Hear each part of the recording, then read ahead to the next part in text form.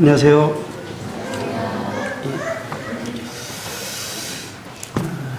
오늘은 지난번에 이어서 예배에 대해서 좀 말씀을 이어서 드리겠습니다. 지난번에 드렸던 말씀을 조금 우리 간단하게 생각을 해보면요. 처음에 예배하다라는 성경의 첫 언급을 가지고 아브라함이 이삭에게 드렸던 그 예배에 대해서 저희들이 예배의 의미들을 조금 생각해 봤습니다. 그 예배의 의미를 생각할 때 우리가 주일에 드리는 이 예배 이상의 여러 가지 예배에는 의미가 있음을 생각해 보게 됩니다. 오늘은 그런 부분에 대해서 좀 더 생각해 보는 시간이 되었으면 좋겠습니다. 특별히 알프레드 깁스 형제님의 기도와 감사와 예배에 대한 차이점을 정의해 드린 것을 제가 읽어 드린 기억이 나는데요. 그 내용을 보면 기도는 우리의 피로에 몰입하는 것이다 라고 이렇게 표현했습니다. 그리고 감사는 받은 축복에 몰입되어 있는 것이다. 그 다음에 예배는 하나님 그분 자신께 몰입되어 있는 것이다 라고 이렇게 정의를 내려놨습니다. 그래서 기도는 여호와여 내 영혼을 구원하소서 라고 표현하는 것이고, 감사는 여호와여 내 영혼을 구원해 주셔서 감사하나이다 라고 하는 것입니다. 그래서 저희들이 이 감사드리겠습니다 라는 의미가 이제 우리의 구원에 대한 감사를 이제 표현하는 단어였습니다. 저희가 모임 초기에 참 이 복음이 전해지고 막 이제 구원받고 구원에 대한 그 감사가 예배의 주류를 흘렀던 것들을 보게 됩니다. 그런데 예배는 여호와의 어떠하심을 인하여 경배합니다라고 표현하는 것이라고 이렇게 정의를 했습니다. 그래서 우리 전도출판사에서 발간된 교회의 진리와 실행이라는 책의 내용을 보면 좋은 헤딩이 이런 표현을 했습니다. 우리가 영적으로 어릴 때는 인간을 향한 측면에서 그리스도의 희생이 갖는 의미가 가장 감사가 되었습니다. 새로 거듭난 영혼은 그 구원을 감사하면서 노래합니다. 하지만 우리가 예배드리러 모였을 때 우리의 사람이 받은 축복보다도 그리스도께서 하나님을 향해 어떠한 분이신가에 훨씬 더 사로잡혀야 합니다. 우리의 죄들이 용서되고 죄가 치워진 것을 기뻐할 수도 있지만 그것보다도 우리는 아버지 하나님께서 아드님을 통해서 얻으신 만족, 그리스도께서 아버지의 뜻에 자신을 온전히 드리신 것과 아버지 마음속에 우리 주님이 얼마나 존귀하신 분이신지를 드러내는 측면으로 인해 더욱 기뻐하는 것을 배워야 할 것입니다. 이렇게 쓰여진 것을 제가 그대로 옮겨서 한번 읽어 드렸습니다. 이 지난번에 이 말씀의 내용들을 볼 때 예배에는 감사가 포함되는 것이 사실이지만 우리가 이제 하나님 그분 자신, 그 다음에 예수 그리스도 그분 자신에게 더 마음이 가고 그분을 높이고 경배하는 것이 예배의 주 핵심의 흐름이다라는 것에 대해서 저희들이 이제 생각해 볼 필요가 있었습니다. 그리고 구약의 5가지 제사를 통해서도 이 부분을 좀 생각해 보게 했는데요. 5가지 제사를 살펴 다시 한번 의미를 보면, 속건제는 우리가 범한 악한 일들과 관련된 그리스도의 사역을 보여주고 의미를 나타내고 있었습니다. 그리고 속죄제가 있었는데, 속죄제는 이것은 그리스도께서 본질상 죄의 뿌리죠. 본질상 죄인인 우리 때문에 죽으셨다라는 진리를 보여줍니다. 그래서 속건제와 속죄제는 우리가 범한 죄들, 그리고 우리의 근본적인 죄, 이 자체를 위해서 주님이 죽으셨다라는 것에 대해서 보여주면서 그것에 대한 감사를 우리가 예배 가운데 이 제사를 드렸다는 것은 오늘날 예배죠. 예배를 드릴 수 있다는 것에 대해서 생각해 보게 됩니다. 그런데 나머지 세 가지 제사는 그 이상으로 나가죠. 화목제는 이것은 하나님과 우리 사이에 화목을 이루고 하나님과의 교제를 가능케 한 그리스도의 희생의 한 측면을 보여줍니다. 그래서 우리가 드린 예배에 하나님과의 관계가 회복되고 하나님과 사귐 가운데 있게 된 것에 대한 내용을 가지고 제사를 드리고 있는 것을 보게 됩니다. 그리고 소제는 예수님이 인간으로 오셔서 인간으로서 온전한 삶을 그분이 이 땅에서 보여주신 이 주님의 인격을 의미하는 제사였습니다. 그래서 예배에는 주님의 그 인격, 그분의 어떠하심에 대해서 주님께 드리는 것을 이제 보여주고 있습니다. 마지막으로 번제는 주 예수님의 남김없는 헌신과 삶과 죽음에 있어서 자신을 온전히 굴복시키고 순종하신 모습을 우리에게 보여줍니다. 그래서 특별히 번제는 그리스도께서 하나님 아버지에 대하여 어떤 분이신지를 우리 마음에 말해준다라고 얘기하고 있습니다. 하나님께서는 아드님 안에서만 기쁨을 누리십니다. 저는 이 부분을 가끔 생각하게 되는데 예수 그리스도 안에서만 우리 하나님은 기쁨을 누리고 만족을 누립니다. 그러니까 저희들이 예를 들어서 한 주간을 최선을 다해서 완벽하게 살고 와서 예배를 드려도 하나님은 결코 우리 때문에 기뻐할 수 없습니다. 하나님은 완전하신 분이기 때문에 우리를 통해서 기뻐할 수 없습니다. 이거를 반대로 뒤집어 보면 우리가 삶이 엉망이었다고 하나님 앞에 부끄러워하는 것도 웃긴 일입니다. 어차피 하나님은 우리를 보시는 것이 아닙니다. 우리 예배 때 예수 그리스도를 보고 있는 것입니다.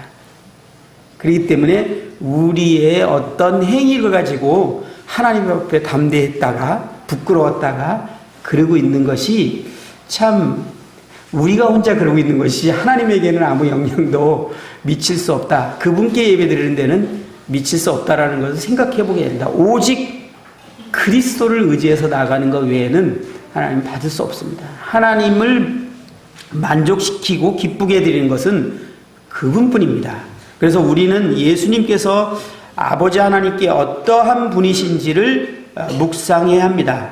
이러한 사실이 예배 시간에 우리의 마음을 사로잡도록 해야 합니다. 그럴 때 우리는 그리스도께서 우리 죄를 위해서 죽으셨다고 말하기보다는 향기로운 제물로 자신을 하나님께 드리셨다고 말하게 될 것입니다.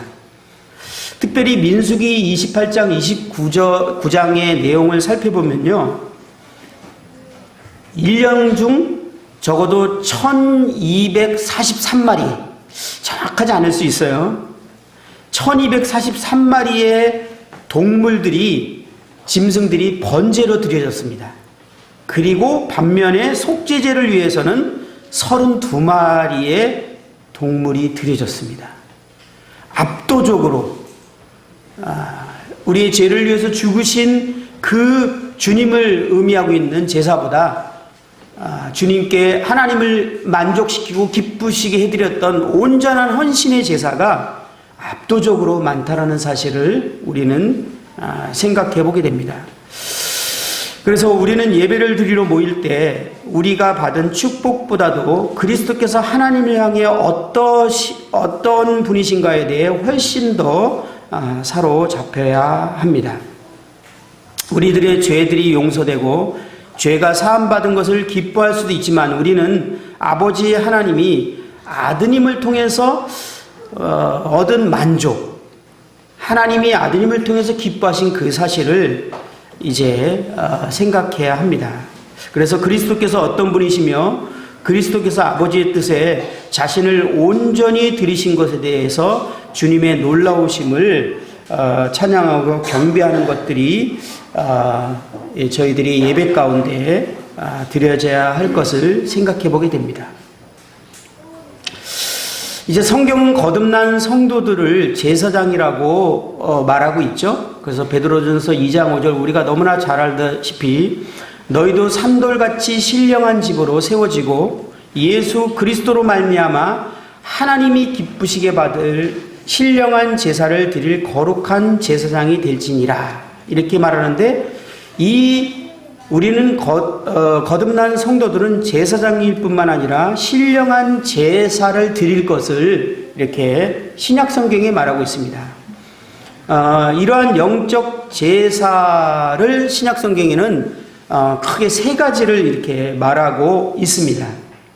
그 첫 번째는 이제 히브리서 13장 15절 말씀을 한번 보겠습니다. 히브리서 13장 15절입니다.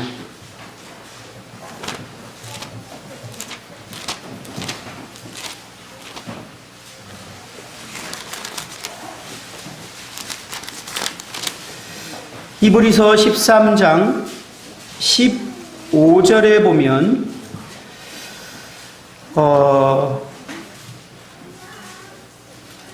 읽어드리겠습니다. 그러므로 우리는 예수로 말미암아 항상 찬송의 제사를 하나님께 드리자. 이는 그 이름을 증언하는 입술의 열매니라. 이제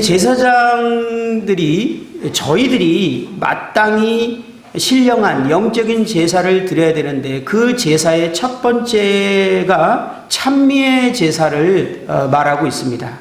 이것은 저희들이 주일날 모여서 드리는 이 예배를 포함시키고 있고 이 예배를 말하는 의미가 가장 가까울 것 같습니다. 그래서 우리가 주일에 드리는 예배는 제사장들이 마땅히 해야 될 신령한 제사의 한 부분입니다. 물론 우리가 드릴 영적 예배는 그 이상이라는 것도 생각하게 됩니다. 그래서 제사장의 역할은 가장 중요한 의무가 예배를 드리는 건데 그 예배 중에 첫 번째가 찬미의 제사라고 합니다. 만약에 저희들이 주일날 나와서 찬미의 제사를 드리지 않는다면 직무유기입니다. 이거는 직무유기가 됩니다. 그래서 저희 교회 형제님 숫자 정도라면 주일날 다 참여할 수 있는 숫자가 충분합니다. 이천에 그 수련회 오셨을 때도 그 얘기를 하셨는지 모르지만 그 전에 있었던 교회에서 옹골 성천교회 유인관 형제님이 왔을 때 주일날 한 35명 정도가 참석한다고 이렇게 얘기를 들었어요. 물론 길지 않고 짧게 이렇게 합니다. 그런데 제가 일본에 갔는데 일본 모임에서도 한 30명 정도가 감사를 참여해요. 그 마이크가 가운데 서 있는데요. 감사하는 동안에 그 다음 형제가 뒤에 나와서 이렇게 서서 기다리고 있어요. 이 틈을 안 주려고. 그리고 나가면 바로 가서 감사하고 나와서 바로 기도하고 내용은 다 이해하지 못하지만 청년들부터 시작해서 어른들까지 다 그 찬미의 제사에 참여하고 있는 것을 보게 됩니다. 그러니까 한 30여 명 정도가 참석을 하는 거로 대충 쉬었습니다. 저희들이 30명 정도면 매주 형제님들이 싹 다 참석하셔야 되지 않습니까? 이 감사의, 이 찬미의 제사에 참여하는 것이 제사장으로서의 마땅한 직무입니다. 이것을 안 하게 되면 직무유기입니다. 가끔 자매님들에게요, 형제님들 들으시는지 모르지만 우리 자매님들이 예배 중간에 침묵이 흐르고 있을 때 너무 힘들대요.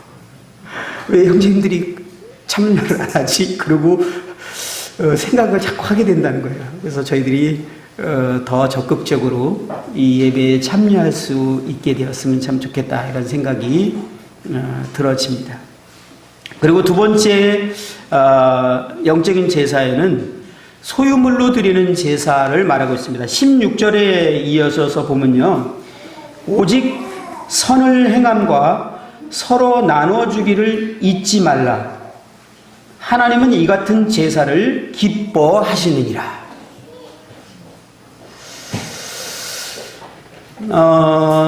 좀 저희들에게는 이 만찬으로 중심으로 하는 예배에 아주 강한 성향을 띠고 있는 건 사실입니다. 아주 바람직하다고 생각합니다. 근데 좀 너무 강하다 보니까 다른 거는 예배라고 생각을 안 해버리는 성향도 있습니다. 그런데 성경에는 다양한 예배에 대해서 말하고 있다는 것을 보게 됩니다. 제가 예전에 기성교회 다닐 때는 다 예배라 그랬어요. 수요 예배, 무슨 예배, 다 예배. 그래서 그것에 대해서 저희들이 성경적인 정의를 내렸기 때문에 예배를 이렇게 잘 분별했습니다. 참 저희들이 성경적인 아름다운 분별이죠. 그때 저는 예배 드린다고 하지 않고 예배 보러 간다 그랬어요. 저는 예배를 정말 받습니다. 정말 구원받지 못했기 때문에 그랬는지 단어가 적절한 단어였어요. 예배 보러 가자. 그리고 진짜 가서 그냥 순서대로 딱 진행되는 거 그대로 보고 그냥 찬송 부르고 그냥 오면 됐어요. 제가 실제로 참미의 제사를 드리고 참여하는 그런 것들은 없었죠. 그랬기 때문에 예배를 보러 간다라는 말이 적절한 표현이 아니었는가. 그런데 저희들은 이제 예배를 드리러 간다라고 말하지 않습니까? 그러면 표현과 같이 저희들도 예배를 사실 드려야 되는 것이 마땅합니다. 그런데 혹시 자매님들의 입장에서 실제로 참매제사에 참여하지 못한다라고 생각하시는지 모르겠는데 찬송을 부르는 것 자체가 어쨌든 예배에 참여하는 겁니다. 그리고 우리가 아멘으로 화답하는 것이 참여하는 것이라고 우리는 생각을 하죠. 그런데 이 두 번째 소유물로 드리는 제사는 형제 자매의 구분을 가질 수 없는 것 같습니다. 그렇죠? 그래서 오직 선을 행함과 서로 나눠주기를 잊지 말라. 하나님이 이 같은 제사를 기뻐하느니라 라고 말했습니다. 빌립보서 4장 18절에는요 이렇게 표현했거든요. 내게는 모든 것이 있고 또 풍부한지라 에바브로디도 편에 너희가 준 것을 받음으로 내가 풍족하니 이는 받으실 만한 향기로운 제물이요 하나님을 기쁘시게 한 것이라.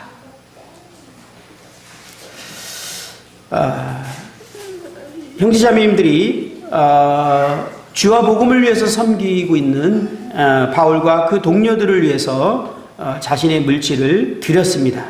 이것을 바울은 향기로운 제사다 이렇게 표현하고 있는 것입니다. 그래서 제사장이 드리는 영적 예배 두 번째는 우리의 소유물을 하나님께 드리는 것이 영적인 제사라고 합니다. 그렇기 때문에 저희들이 이것을 마땅히 주님께 드리는 것이 제사장으로서의 역할입니다.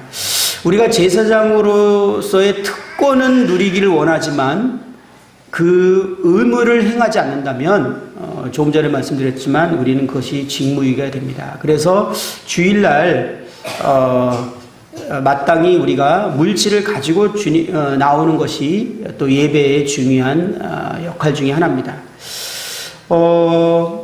외국에 가면 대부분 예배 시간에 헌금통이 돌고 있다는 것을 알고 계십니까? 외국에 가보신 분들은 아실 겁니다. 가까운 일본만 해도 예배 시간에 반드시 헌금통이 돕니다. 이게 헌금이 안 도는 게 한국 문화예요. 한국에 이제 너무 헌금을 강조하는 이 교회들의 그 부작용을 저희들은 거절했고 또 그런 것들을 최소화시키기 위해서 여러 가지 이제 그 방법들이 나왔는데 그래서 한국 모임은 헌금을 통을 돌리거나 헌금에 대해서 민감합니다. 메시지도 참 민감하고요.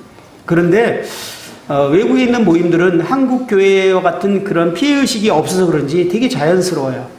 그래서 예배 때 주님께 예배드리러 나오는 것을 반드시 형제들이 주님께 찬미의 제사를 드릴 걸 준비해 나오고 그 다음에 물질로 드리는 예배를 준비해서 나옵니다. 그리고 그것을 헌금통을 다 돌려서 모두 다 참여합니다. 제가 처음에 일본 모임에 갔는데 갑자기 헌금통이 돌아서 당황했어요. 여기서 익숙했던 문화가 거기서 도니까. 그래서 제가 물어봤는데 다 그렇게 예배 때 그런 순서. 일본은 저희보다 훨씬 보수적이다는 걸 알고 계십니까? 저희 한국 모임보다 훨씬 보수적이에요. 그럼에도 불구하고 그것은 예배의 일환으로 이렇게 진행하고 있다는 것을 보게 됩니다. 저희들이 주님께 물질로 드리는 이 주일날 드리는 헌물뿐만 아니라 우리의 삶 가운데 주님께 드리는 것을 하나님이 예배로 받으신다는 거예요.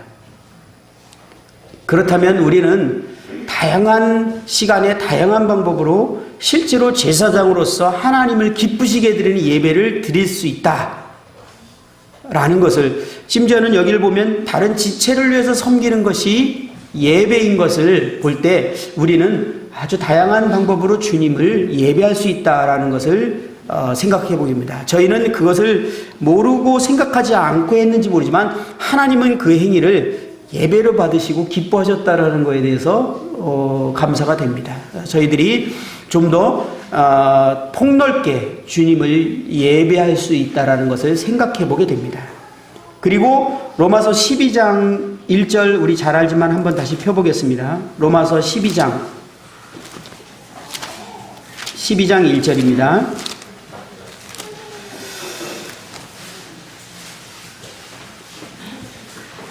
여기에는 이제 세 번째 제사에 대해서 표현하고 있는데요. 12장 1절입니다. 그러므로 형제들아, 내가 하나님의 모든 자비하심으로 너희를 권하노니 너의 몸을 하나님이 기뻐하시는 거룩한 산 제물로 드리라. 이는 너희가 드릴 영적 예배니라. 세 번째 영적인 제사는 우리 자신을 드리는 것을 제사라고 말하고 있습니다.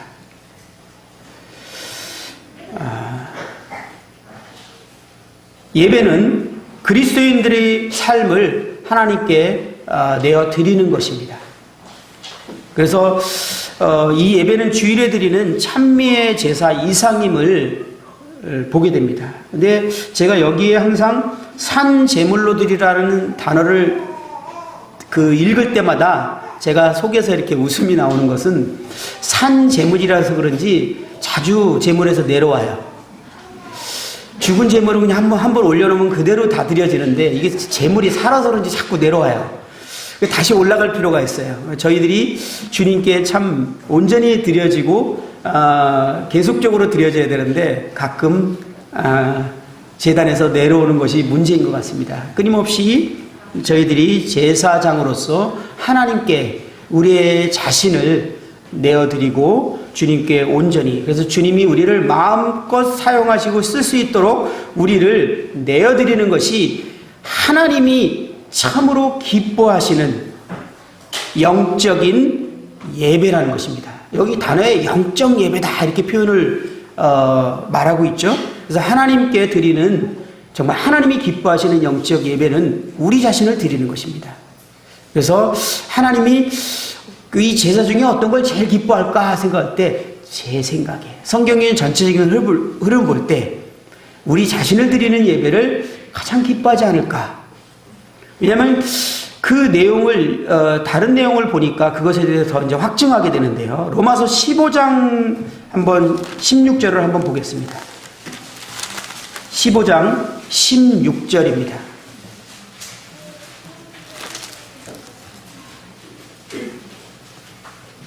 (16절에) 보면 이 은혜는 곧 나로 이방인을 위하여 그리스도 예수의 일꾼이 되어 하나님의 복음의 제사장 직분을 하게 하사 이방인을 제물로 드리는 것이 성령 안에서 거룩하게 되어 받으실 만하게 하려 하심이라.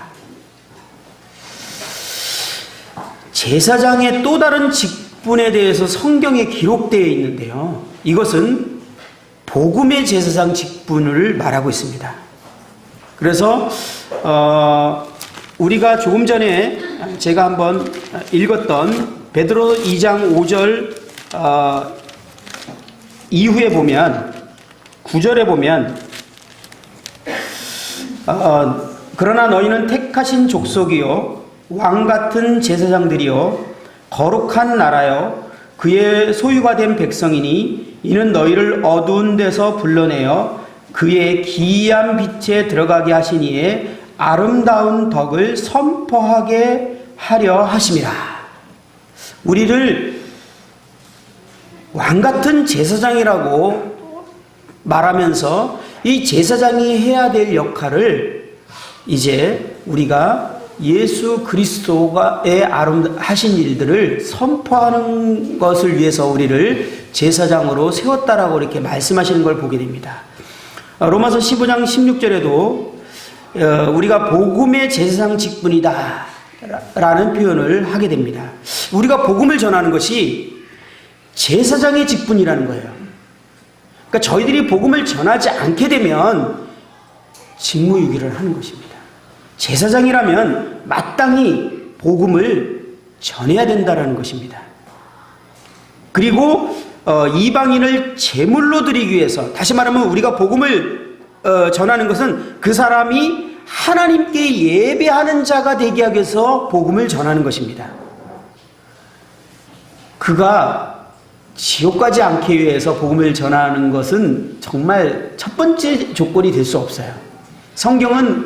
모든 성경의 내용은 그가 마땅히 하나님께 예배를 드려야 될 자인데 예배를 드리지 않기 때문에 우리가 복음을 전하는 것입니다. 그래서 그를 복음을 전해서 하나님께 제물로 드리는 거예요. 산 제물로 드리는 것이죠. 자신을 온전히 하나님께 드리는 것입니다. 그리고 그도 다시 이제 복음의 제사의 직분을 하는 것이죠. 그래서 우리가 사실은 이방인입니다. 그렇죠? 그래서 우리에게 누군가가 복음을 전해서 우리가 구원받았다는 것은 우리가 산제물로 드려지기 위해서 우리는 구원을 받은 것입니다. 우리 자신을 위해서 살아가는 것이 아니라 이제 하나님께 온전히 드려지는 것이 우리가 구원받은 이유라는 것입니다. 그것이 제사장입니다. 제사장은 자기 자신을 하나님께 온전히 내어 드리는 자입니다. 그래서 구약에도 이제 12지파에 다 직분을 주지만 제사장에게는 직분을 주지 않았어요. 그건 너희는 내가 분깃이다. 너의 분깃은 나다, 하나님이. 그래서 우리에게는 하나님의 소유가 약속되었지만 우리는 온전히 하나님 것으로 드려진 존재가 되는 것입니다. 그래서 아론이 이스라엘 자손을 위하여 레위인들을 하나님 앞에 제물로 드렸던 것처럼 이 사도 바울은 거룩한 제사장으로서 이방인 회심자들을 주님께 제물로 드렸습니다. 참 표현을 따지면 되게 무서운 표현 같아요. 우리 주변에 있는 사람들을 하나님 앞에 제물로 드리고자 해야 됩니다. 왜냐하면 하나님은 정말 예배 받으실 분이고 그분은 영광받기에 합당한 분이시고 그분이 원하시는 영원한 목적은 그분이 영광을 받으시는 것이에요.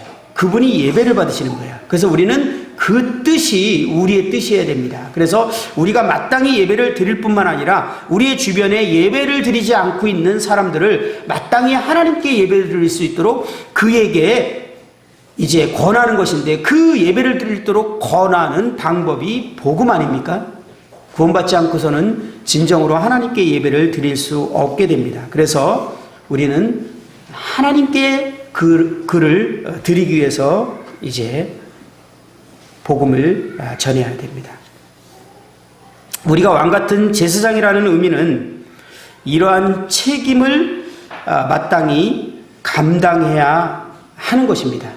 그래서 우리가 주일날 정말 찬미의 제사를 준비해서 오고 우리의 삶 가운데 우리의 물질로 다른 지체나 주님의 나라의 그 확장을 위해서 드리는 예배, 그리고 우리의 자신을 드리는 예배, 그리고 복음을 통해서 복음을 전함으로 드리는 예배, 이 예배를 우리가 마땅히 해야 될 의무로 생각하는 것이 필요합니다.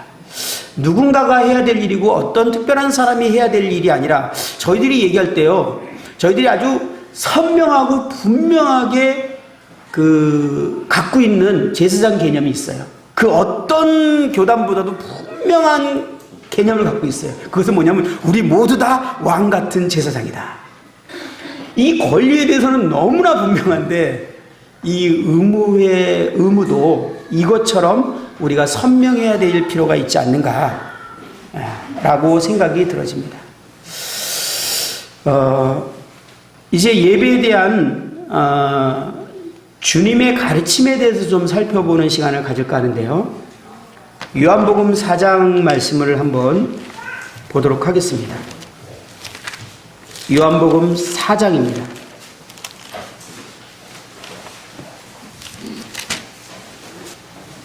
19절입니다.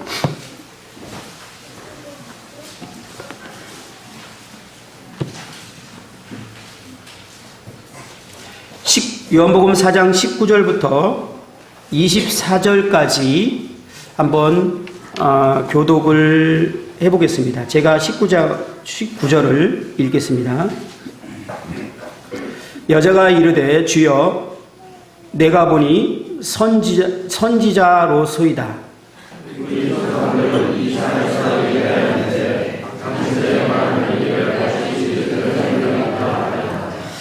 예수께서 이르시되 여자여 내 말을 믿으라. 이 산에서도 말고 예루살렘에서도 말고 너희가 아버지께 예배할 때가 이르리라. 너희는 알지 못하는 것을 예배하고 우리는 아는 것을 예배하노. 이는 구원이 미래에게서 나오리라. 아버지께 참되게 예배하는 자들은 영과 진리로 예배할 때가 오나니 곧 이때라. 아버지께서는 자기에게 이렇게 예배하는 자들을 찾으시느니라. 하나님은 영이시니 예배하는 자가 영과 진리로 예배할지니라. 사마리아 여인이 주님께서 하나님의 사람이라는 것을 딱 깨닫는 순간 제일 먼저 즉시 예배에 대해서 질문을 하게 됩니다.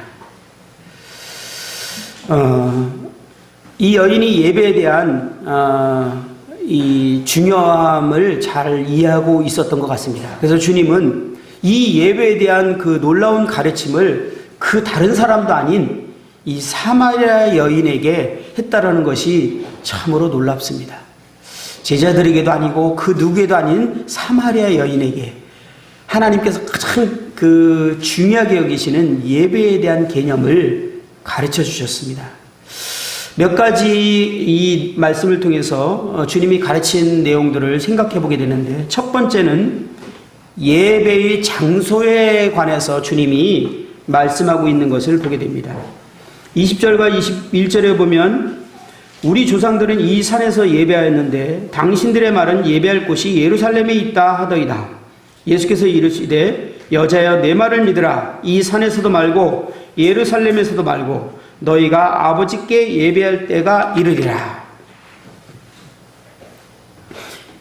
하나님은 이스라엘 백성들에게 예배를 드릴 특정한 장소를 지정해 주셨어요. 예루살렘이죠. 그리고 이 성전에서 이 봉사하는 직분들과 그 제도에 대해서 자세히 가르쳤습니다. 그래서 이스라엘 사람들은 예배할 때 제일 첫 번째 중요한 요소가 장소입니다. 그래서 예루살렘을 방향을 향해서 하든지 예루살렘에 가야 합니다. 이 구약에는 예배의 장소나 외형적인 형식, 의식이 가장 중요한 예배의 요소로 뽑혔습니다.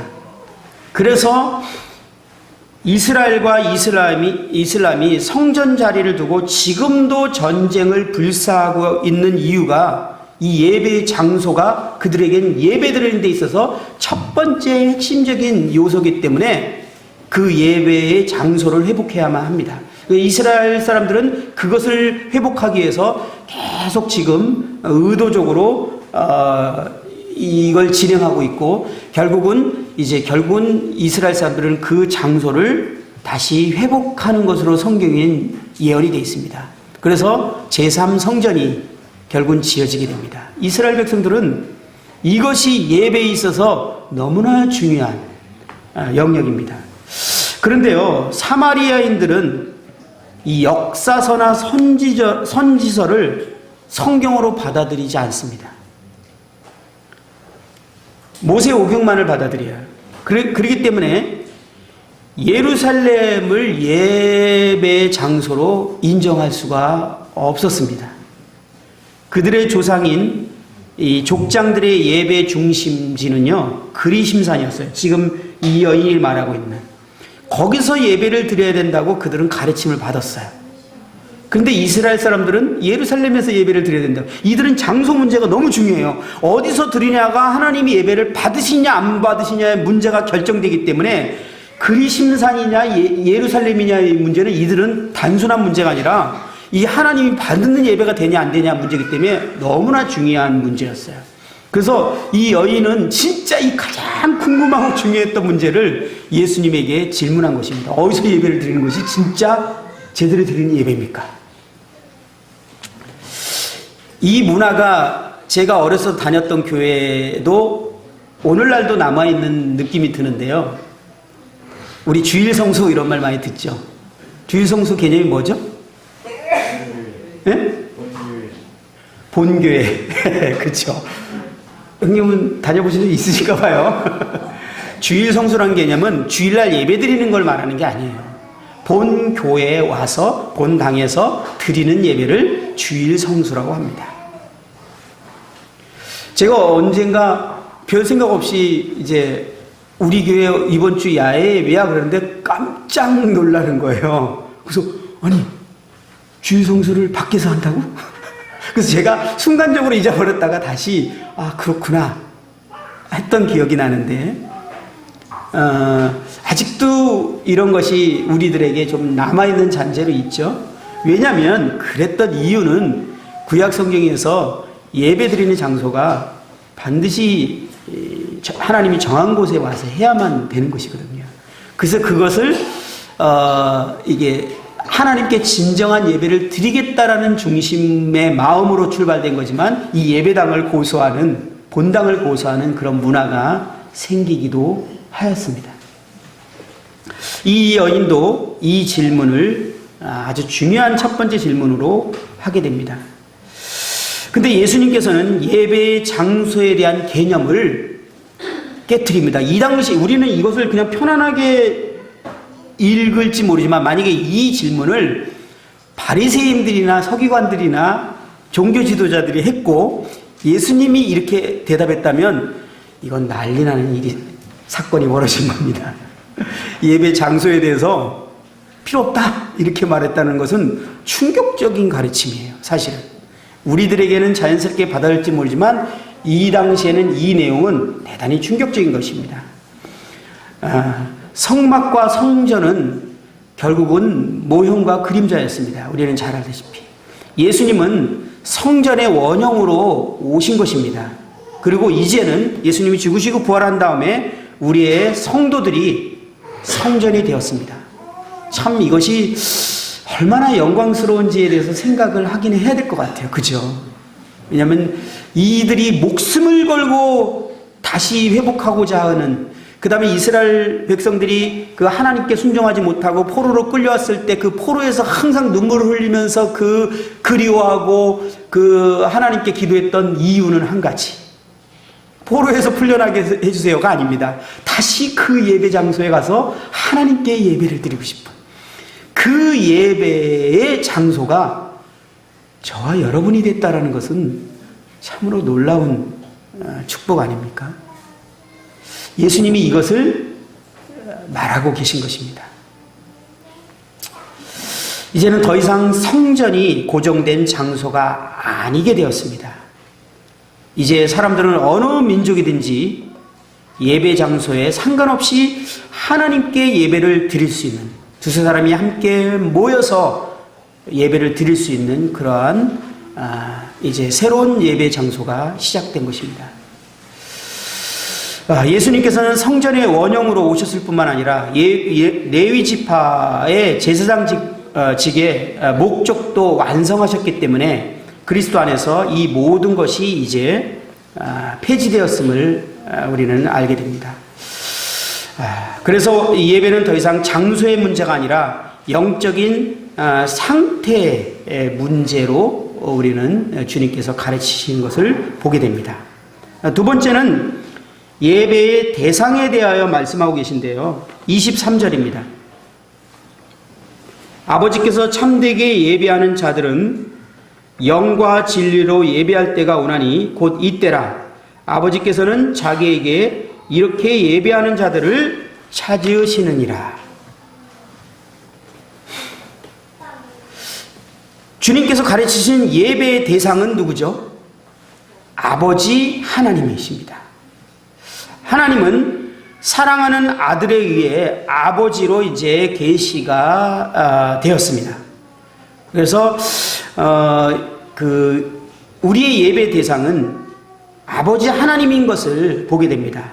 예배하는 자의 신분도 이 말씀을 의미를 볼 때 함께 이해할 수 있게 되죠. 바로 아들의 신분을 가진 자가 아버지 하나님께 예배를 드릴 수 있음을 보게 됩니다. 그래서 하나님의 자녀가 예배할 수 있는 그런 특권을 갖습니다. 그리고 예배의 대상은 하나님 아버지입니다. 요한일서 3장 1절에 보면 보라 아버지께서 어떠한 사랑을 우리에게 베푸사 하나님의 자녀라 일컬음을 받게 하셨는가. 이 자녀가 하나님께 예배를 드릴 수 있습니다. 아까 말씀드렸던 교회의 진리와 실행이라는 책을 이렇게 보게 되면요. E.W. 로저스의 글이 실려 있는데 되게 인상 깊었어요. 그 내용은 뭐냐면 많은 성도들이 주 예수님께 기도나 찬양을 드리는 것이 잘못이라고 주장하는 가르침에 대해 혼란을 겪은 성도들을 위한 글이 적혀 있었어요. 다시 표현할까요? 이 책에는 주님께 기도나 찬양을 드리는 것은 잘못됐다. 그거는 합당하지 않다. 성경에 하나님 아버지께 예배 드리는 것이다. 라고 주장하는 사람들에 대해서 그렇지만은 않다라는 것에 대해서 해명하고 있는 글이 쓰여져 있었다는 것이 저에게는 약간의 문화 충격이었습니다. 이해되시죠? 무슨 말씀인지? 왜냐하면 저희는 주 예수님께 주로 드리는 정서를 갖고 있는데 그것이 잘못됐다라고 주장하는 사람이 있었구나 라는 말에 처음 대할 때 약간의 충격이 있었어요. 저희는 오히려 반대인 경우 케이스인 것 같습니다. 우리 중에 혹시 이 사람들의 주장처럼 하나님께만 기도하고 예배를 드려야 한다고 생각하는 분이 혹시 계시진 않죠. 아니면 반대로 하나님을 예배하는 것보다는 예수 그리스도의 죽으심과 부활에 대한 감사만이 예배에 합당한 기도라고 생각하는 분도 안 계실 것으로 생각이 들어집니다. 제가 어떤 형제님과 모임에 어려서부터 부모님을부터 2세대 했는데 어려서부터 모임을 생활하고 구원받고 성장한 다음에 결혼을 이제 막 해서 저희 교회에 왔던 형제님과 한번 상담을 한 적이 있었는데 형제님이 상담을 하다가 제가 하나님이라는 단어를 쓴 것 같아요. 몇 번 썼더니 형제님이 말 중에 중간에 저한테 그러더라고. 형제님, 하나님이라는 단어가 너무 좀 어색해요. 예수님이라면 익숙한데 하나님은 어색하다고. 그때 저도 약간 라는 생각을 했는데 이해가 됐어요. 우리가 예수 그리스도의 하신 일에 정말 저희는 그것에 대한 깊은 이해와 기쁨과 감사와 이런 마음들이 저희 모임에 있습니다. 그러다 보니까 예수 그리스도에 대한 집중된 생각은 있는데 하도 하나님에 대해서 별로 듣지 않다 보니까 그게 자연스럽지 않더라는 거예요. 근데 그것이 우리가 예배 때나 어떤 말의 표현에서 자연스럽게 그렇게 나오고 있었다라는 것에서 그때 그 대화를 들으면서 제가 처음으로 인식했어요. 저의 자연스러움이 어쩌면 다른 사람에게는 안 자연스러울 수도 있겠구나라는 생각을 해보게 됩니다. 그런데 성경 몇 구절을 보면요. 기도와 예배는 일반적으로 예수님을 통해 성령님에 의하여 하나님 아버지께 드려진다라는 사실을 우리는 말씀을 통해서 보게 됩니다. 에베소 5장 20절에 보면요. 범사에 우리 주 예수 그리스도의 이름으로 아버지 하나님께 감사하며 이렇게 표현하고 있어요. 골로새 3장 16절과 17절에 보면요. 그리스도의 말씀이 너희 속에 풍성히 거하여 모든 지혜로 피차 가르치며 권면하고 시와 찬송과 신령한 노래를 부르며 감사하는 마음으로 하나님을 찬양하고 또 무엇을 하든지 말에나 일에나 다 주 예수의 이름으로 하고 그를 힘입어 하나님 아버지께 감사하라. 이렇게 표현하고 있어요. 하나님을 찬양하고 예수 그리스도의 이름으로 힘입어 하나님 아버지께 이렇게 표현을 하고 있는 것을 보게 됩니다. 히브리서 13장 15절에도 보면 그러므로 우리는 예수로 말미암아 항상 찬송의 제사를 하나님께 드리자. 이는 그 이름을 증언하는 입술의 열매입니다. 항상 성경에 보면 예배 대상이 아버지 하나님을 말하고 있고 그런데 예수 그리스도로 말미암아 아버지 하나님께 예배를 드리는 것을 표현하고 있다는 것입니다. 예배의 대상이 그러한 것이죠. 유다서에서도 24절 25절에 보면 능히 너희를 보아사 거침이 없게 하시고 너희로 그 영광 앞에 흠이 없이 기쁨으로 서게 하실 이 곧 우리 구주 홀로 하나이신 하나님께 우리 주 예수 그리스도로 말미암아 영광과 위엄과 권력과 권세가 전부터 이제와 영원토록 있을지어다. 아멘. 이렇게 표현하고 있습니다. 예수 그리스도로 말미암아 우리가 아버지 하나님께 예배를 드리고 있습니다. 예배의 대상은 주님께서 말씀하신 것처럼 아버지 하나님이십니다.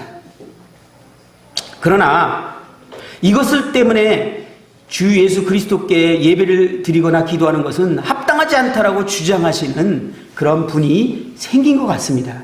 그런데 주님께서 아버지를 공경하는 자는 아들도 공경해야 된다라는 것을 말씀을 하셨습니다.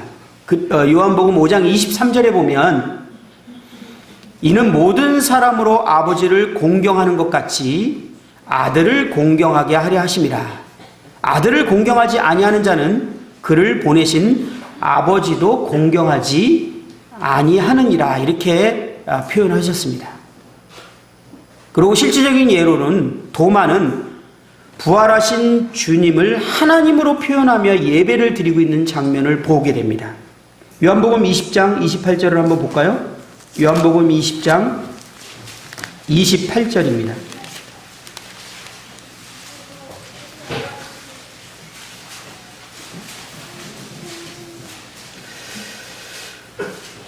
(28절에) 보면 도마가 대답하여 28절입니다. 도마가 대답하여 이르시되 나의 주님이시요 나의 하나님이시니이다 라고 이렇게 표현하고 있는 것들을 보게 됩니다. 제자들도 예수님을 예배했던 장면이 나오게 되는데요. 마태복음 28장 16절 17절에 보면 11제자가 갈릴리에 가서 예수께서 지시하신 산에 이르러 예수를 배웁고 경배하나 이렇게 예수님에 대한 경배를 표현하고 있습니다. 이게 요한복음 4장 23절 우리 조금 전에 읽었던 그 예배하는 자와 같은 단어를 사용을 했습니다. 그리고 계시록 1장 6절에 보면 그의 아버지 하나님을 위하여 우리를 나라와 제사장으로 삼으신 그에게, 그가 예수님을 말합니다. 영광과 능력이 세세토록 있기를 원하노라 라고 말하고 있습니다. 성경의 가르침이 찬양과 예배가 주 예수 그리스도를 통하여 아버지 하나님께 드려지는 것이 더 일반적이라는 것이 사실이긴 합니다. 하지만 우리 주님의 어떠하심을 찬양하는 것이 아버지 하나님을 얼마나 만족하게 하고 향기로운 제사가 되는지를 우리는 기억해야만 할 것입니다. 우리가 한쪽으로 치우치지 말아야 될 것에 대해서 우리는 생각해 보게 됩니다. 이제 세 번째는 예배의 성격에 대해서 말하고 있는데요. 이 요한복음 4장 다시 한번 가겠습니다. 요한복음 4장 23절 24절을 한번 다시 보도록 하겠습니다. 아버지께 참되게 예배하는 자들은 영과 진리로 예배할 때가 오나니 곧 이때라. 아버지께서는 자기에게 이렇게 예배하는 자들을 찾으시느니라. 하나님은 영이시니 예배하는 자가 영과 진리로 예배할지니라. 아버지께 참되게 예배하는 자들은 영과 진리로 예배할 때가 오나니라고 이렇게 하나님은 영이시니 예배하는 자가 영과 진리로 예배할지니라 라고 말씀을 하셨습니다. 이스라엘 백성들이 하나님께 드리는 예배는 대체적으로 가시적이고 물질적인 것으로 특징 지어졌습니다. 마음으로 드리는 예배는 없었습니다. 실질적으로 눈에 보이는 가시적이고 물질을 가지고 하나님 앞에 나아가야 했습니다. 그 다음에 제사장의 중재를 통한 이 짐승과 곡물들을 제사로 드리는 것이 주류였습니다. 그러나 이제 더 이상 예배는 손에 의한 것이나 보이는 것이 아니라 마음에 의한 것이라고 주님이 이제 가르쳤습니다. 우리에게 요구하는 예배는 절차나 가시적인 것이 아니라 우리의 마음의 영적인 상태에 대한 요구를 받게 됩니다. 우리에게 요구되는 예배는 우리의 마음과 영적 상태에 대한 그런 요구라고 말씀드렸는데요. 우리의 삶이 성령의 뜻대로 행할 때 성령께서 우리로 하여금 진정한 예배를 이끌어 주신다라는 것을 생각해 보게 됩니다. 그래서 우리는 성령을 근심하게 하거나 소멸해서는 안 되는 것을 성경에 말하고 있습니다. 그 데살로니가전서 5장 19절에 보면 성령을 소멸치 말라 이렇게 말하고 있습니다. 흠정력으로는 성령을 억누르지 말라. 성령께서 우리의 뭔가 마음 가운데 소원을 주었는데 이런 것들을 그냥 참아버리고 눌러버리고 이렇게 하는 것은 우리가 하나님께 진정한 예배를 드리는 데 있어서 아주 결정적인 결함의 요소가 될 수 있다는 것을 보게 됩니다. 에베소서 4장 25절부터 32절까지 쭉 볼 때 30절에 보면 한번 에베소서를 한번 살펴보면 좋겠습니다. 에베소서 4장입니다. 에베소 4장 25절부터입니다.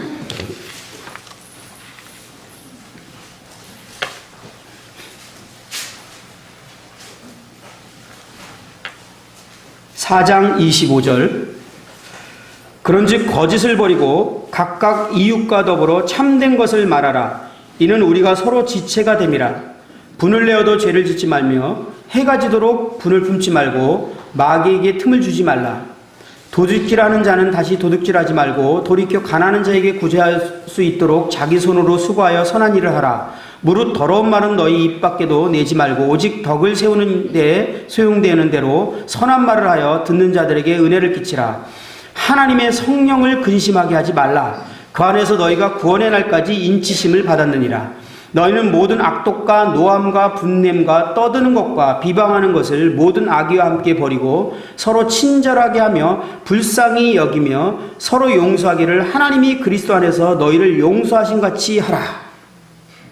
여기 보면 성령을 근심하게 하지 말라 이렇게 말하고 있습니다. 이게 왜 예배하고 중요한 관련이 있죠? 성령께서는 우리를 진정한 예배를 드릴 수 있도록 예수 그리스도 하나님 아버지를 우리에게 드러내시는 분이십니다. 우리가 진정으로 예배를 드리기 위해서는 반드시 우리 안에 성령님이 우리 가운데 역사하지 않으면 우리는 진정한 예배를 드릴 수 없습니다. 우리가 주님을 하나님으로 깨닫게 하신 것도 성령님이십니다. 이 성령님이 우리를 진리 가운데로 인도하시고 예수 그리스도께로 인도하시고 하나님께로 인도하고 그분의 어떠하심을 조명해 주시는 분입니다. 그래서 성령님이 우리 마음을 조명해 줄 때 우리는요, 마음에서부터 일어나는 진정한 예배를 우리가 원하잖아요. 그 진정한 예배를 드리게 하는 분은 우리 안에 성령님이십니다. 우리의 의지가 제가 해보려고 했는데 쉽지 않더라고요. 근데 성령께서 그 마음을 움직이시면요, 우리 안에서부터 진정으로 예배를 드리는 감동적인 감탄을 하는 우리가 예배를 드리게 되는데 이 성령님의 역할이거든요. 근데 이 성령님이 소멸되고 근심하게 되고 슬퍼하게 되면 우리의 예배 드리는 데 있어서 심각한 결함이 생긴다는 것입니다. 그래서 우리의 일상생활이 성령님을 근심케 하지 않고 성령님을 슬프게 하지 않을 때 이 근심하지 말라라는 말을 금정역에는 슬프게 하지 말라 이렇게 표현되었어요. 이게 저는 더 와닿는 것 같아요. 하나님 성령님을 슬프게 할 때 우리가 예배드리는 삶을 살 수 없고 우리가 진정한 찬미의 제사를 드릴 수 없음에 대해서 우리는 생각해 보게 됩니다. 그런데 우리가 주목할 것은요, 이 성령을 근심하게 하지 말라라는 전후 맥락을 보면 이것은 다른 지체와의 관계에 대해서 말하고 있어요. 무엇이 성령을 슬프게 한다? 다른 지체에게 비난하고 판단하고 다른 지체를 어렵게 하는, 그래서 노함과 분냉과 비방하는 것과 이런 것들을 말하면서 32절은 서로 친절하게 하며 불쌍히 여기며 서로 용서하라라는 말을 하면서 성령을 슬프게 하지 말아야 될 것에 대해서 다른 사람과의 관계에 대해서 말하고 있다는 거예요. 이걸 생각할 때 우리는 마태복음 5장 23절 24절 말씀이 떠오르지 않습니까? 이 말씀이 뭐냐면, 그러므로 예물을 제단에 드리려다가 거기서 내 형제에게 원망 들을 만한 일이 있는 것이 생각나거든. 24절, 예물을 제단 앞에 두고 먼저 가서 형제와 화목하고 구해 와서 예물을 드리라. 우리가 형제를 판단하고 있고 비난하고 있고 또는 깨어진 관계에서 예배를 드린다는 것은 모순인 것입니다. 하나님이 그 예배를 받으실 수 없는 거예요. 또는 성령께서 우리 안에 진정한 예배를 드리도록 우리를 그렇게 이끌어줄 수 없는 문제가 성령을 슬프게 하는 결정적인 요소가 다른 지체에 대한 태도라는 것입니다. 그래서 다른 지체에 대한 친절과 사랑과 용서와 이런 것들이 우리 안에 계신 성령님이 우리를 기쁘시게 예배를 하도록 우리를 이끌어주고 도와줄 거라는 겁니다. 최소한 저는 일주일에 한두 번 이상 우리 형제자매님들을 주님 사랑하기로 결정합니다라고 고백을 해요. 왜냐하면 제가 그러지 못한 사람이라는 걸 잘 알기 때문에 제가 그것을 계속 선택을 합니다. 그것이 주님께 드리는 예배의 준비라는 것을 압니다. 그리고 이것을 생각하면서 이제 저는 이제 실질적으로 적용할 때 예배를 드릴 때 생각이 없이 예배를 앉았다가 예배를 진행하던 중간이나 예배가 시작됐어. 만찬을 떼려고 할 때, 그럴 때 내가 어떤 형제에게 원망을 들거나 잘못한 것이 있으면 이 성경 말씀대로면 먼저 두고 가서 형제와 화목하고 예배를 드리라고 그랬잖아요.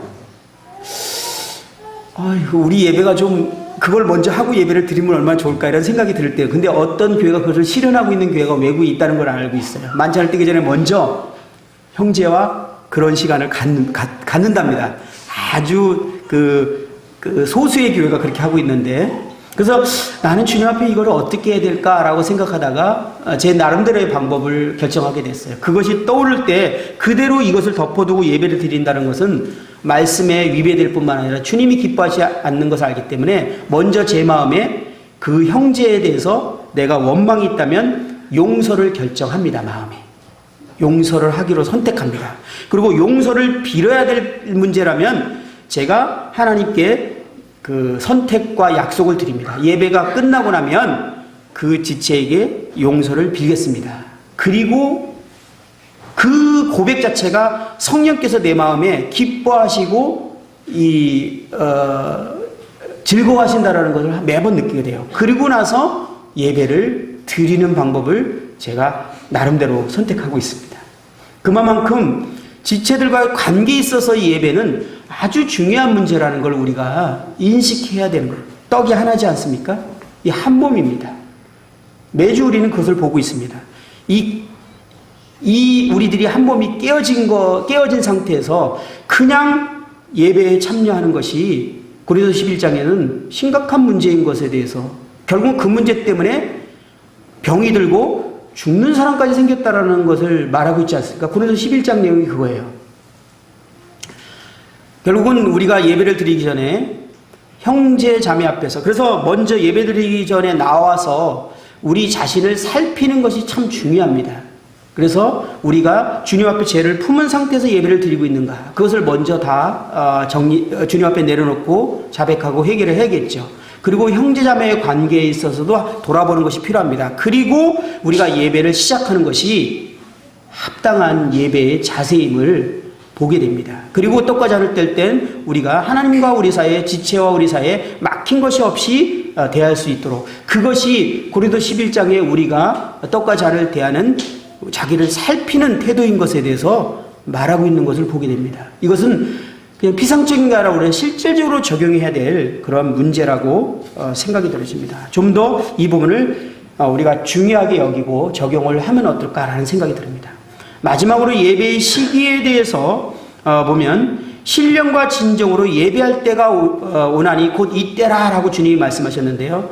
주님이 이스라엘에게 준 예배의 시기에 대한 개념도 깨뜨려서 이스라엘의 예배의 의식 속에는 안식이라는 날짜가 아주 크게 자리 잡고 있습니다. 그래서 아직도 안식교가 있죠. 그래서 신약 성경은 다른 날보다 한결 엄격한 성격을 요구하는 그런 거룩한 날들에 대해서는 1절 말씀에 기록한 바가 없습니다.